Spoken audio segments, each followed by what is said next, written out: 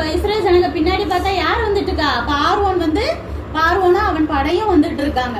அவங்கன்னா என்ன செய்யறாங்கன்னா கர்த்தர்கிட்ட கூப்பாடு போடுறாங்க.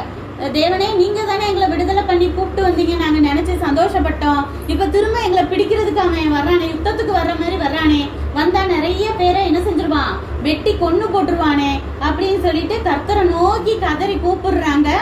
அதே நேரத்துல மோசைய திட்டுறாங்க.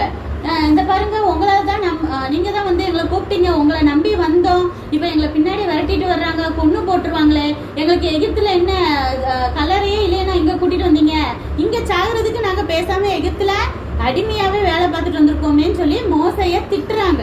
தேவனை நோக்கி மோசை கூப்பிடும் போது தேவன் சொல்றாரு, நீ ஏன் வெயிட் பண்ற, உன் கைய நீட்டு, கோலை நீட்டு, முன்னாடி செங்கடல் தானே இருக்கு, பாதை இல்லைன்னு சொல்றீங்க, செங்கடல் ரெண்டா பிளக்கும் அப்படின்னு சொல்றாரு.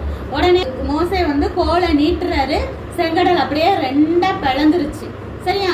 பின்னாடி இருக்க பார்வன் வந்து டக்குன்னு வந்து இவங்களை பிடிச்சிடக்கூடாது இல்லையா, ஏன்னா எல்லாரும் சின்ன பிள்ளைங்க வச்சிருக்காங்க, வயசானவங்க வந்திருப்பாங்க, மெதுவாக தானே நடந்துட்டு போவாங்க. அதனால முன்னாடி இருக்க அந்த அக்னி ஸ்தம்பம் இப்ப பின்னாடி போயிடுச்சு. அதாவது அது வந்து ஏசப்பா தான், அந்த தேவதூதன் மாதிரி அந்த வெளிச்சமா இருந்தது.